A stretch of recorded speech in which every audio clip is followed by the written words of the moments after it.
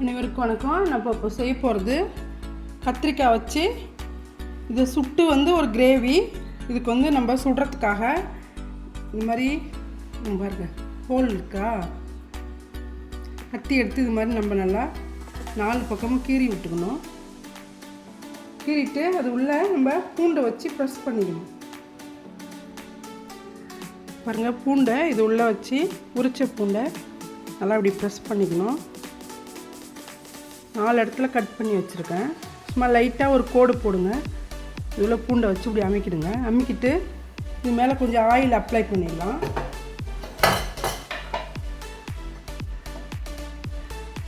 இது மாதிரி oil apply பண்ணிக்கணும் மேலே.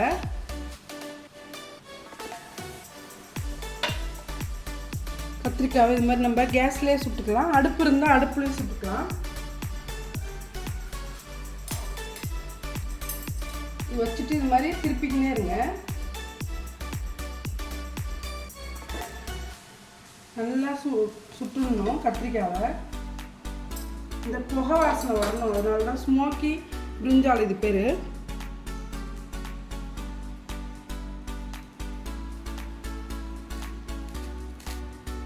நல்லா ரெடி ஆகிடுச்சு.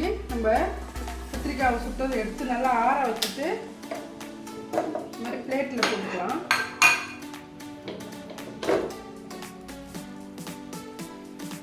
இந்த மாதிரி சுட்ட கத்திரிக்காவை நல்லா ஆறட்டுன்னு இது மேலே இருக்க ஸ்கின்னை லைட்டாக எடுத்துட்டு உள்ளே இருக்கிற அந்த பல்ப்பை வச்சு நம்ம கிரேவி பண்ணலாம்.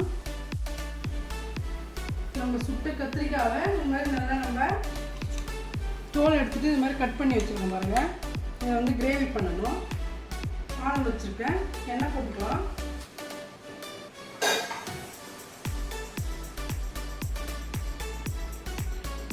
ஆயில் போட்டுட்டு ஜீரகம் கடுகு போட்டுக்கலாம்.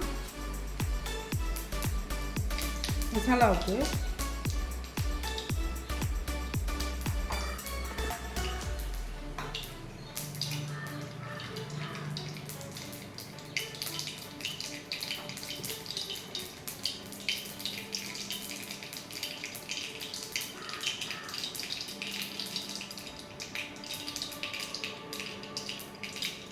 ஆனியன் போட்டுக்கலாம். அந்த கிரேவிக்கு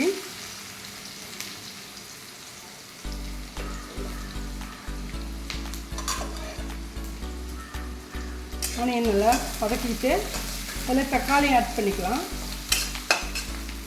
இந்த டிஷ்ஷுக்கு தேவையான உப்பு ஆனியனில் கொஞ்சம் போட்டுக்கலாம். ஆனியனும் டக்குன்னு வதங்கிடும்.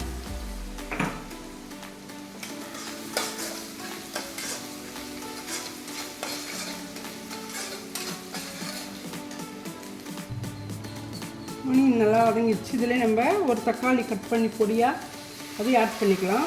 மசாலாவுக்கு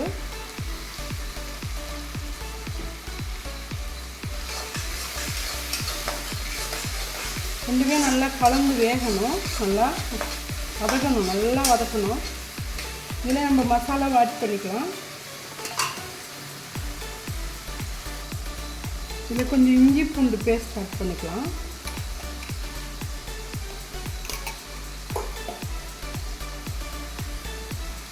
தனியா பொடி 2 ஸ்பூனு, மசாலா தனியா பொடி போட்டுக்கலாம்.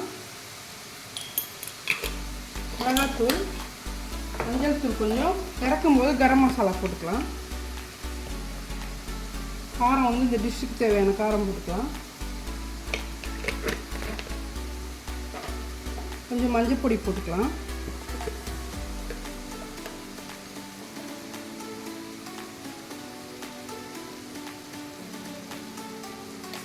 நல்லா மசாலா இதிலே நல்லா வதங்கணும்.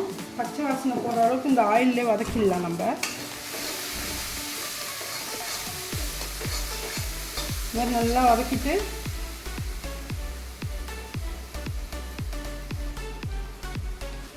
கருவேப்பிலை கொஞ்சம் போட்டுக்கலாம்.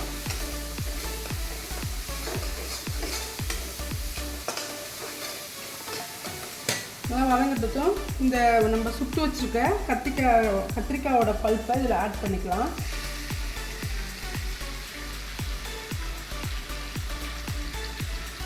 ஆட் பண்ணது நல்லா குத்தி விட்டு இதில் கொஞ்சமாக வெந்நீர் போட்டு வேக வச்சுக்கலாம். ரெண்டு கலந்து வேகும். நல்லா மசாலாலாம் நல்லா மிக்ஸ் ஆகும்.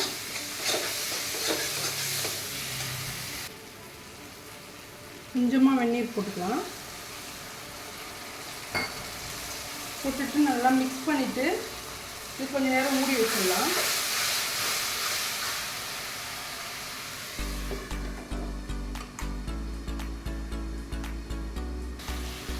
பாருங்க, ஸ்மோக்கி பிரிஞ்சால் கிரேவி ரெடி ஆயிடுச்சு. கொஞ்சமாக சால்ட் ஆட் பண்ணிக்கிறேன், கொஞ்சம் கம்மியாக இருக்குது. நம்ம பார்க்க போகிறது கேப்சிகம் முசிலி. அதுக்கு வந்து ஆயில் வச்சுருக்கேன். ஆயில் போட்டு கடுகு ஜீரகம் போட்டுக்கலாம்.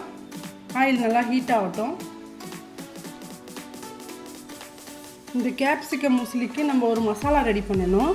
அதுக்கு வந்து காஞ்ச மிளகா, தேங்காய், பூண்டு ஒரு 2 பல், ஜீரகம், கருவேப்பிலை கொஞ்சம், வேர்க்கடலையும் பொட்டுக்கடலையும் ஒரு 2 ஸ்பூன் அளவுக்கு. இதை வந்து நல்லா நம்ம மிக்சியில் தண்ணி போடாமல் பொடி மாதிரி அரைச்சிக்கணும். கடுகு ஜீரகம் வெடிச்சிருச்சு. அதுக்கப்புறம் நம்ம இந்த கேப்சிகம் போட்டு லைட்டாக வதக்கணும். வதக்கினதுக்கப்புறம் தான் நம்ம மசாலா ஆட் பண்ணணும். இந்த கிரேவி இது மாதிரி நல்லா இந்த கேப்சிகமை நல்லா வதக்கிக்கலாம். இல்லை லைட்டாக சால்ட்டு போட்டுக்கலாம். உப்பு போட்டு வதக்கினா டக்குன்னு நமக்கு வதங்கிடும்.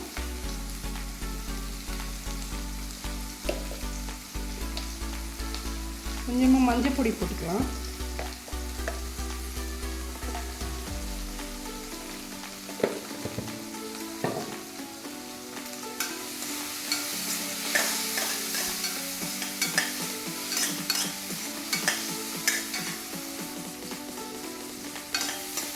இந்த உசிலி வந்து குயிக்காக செய்கிறது.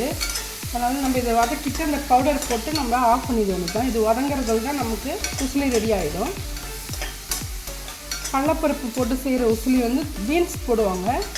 இது வந்து குயிக்காக செய்கிறதால நம்ம வேர்க்கடலை பொட்டுக்கடலை போட்டு காரத்துக்கு மிளகாய், காஞ்ச மிளகாய், மசாலா, ஜீரகம், தேங்காய் போட்டு நம்ம ரெடி பண்ணுறோம். இது நல்லா டேஸ்ட்டாகவும் இருக்கும், ஈஸியாகவும் செய்யலாம். கருவேப்பிலை கொஞ்சம் போட்டுக்கலாம்.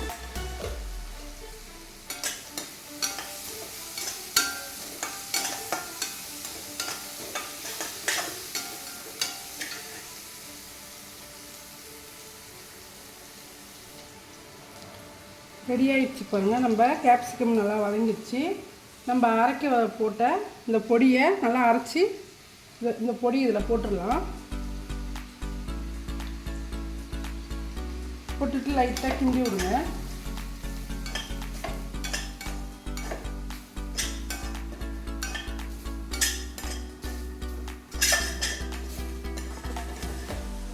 அவ்வளோதான், கேப்சிகம் உசிலி ரெடி ஆயிடுச்சு.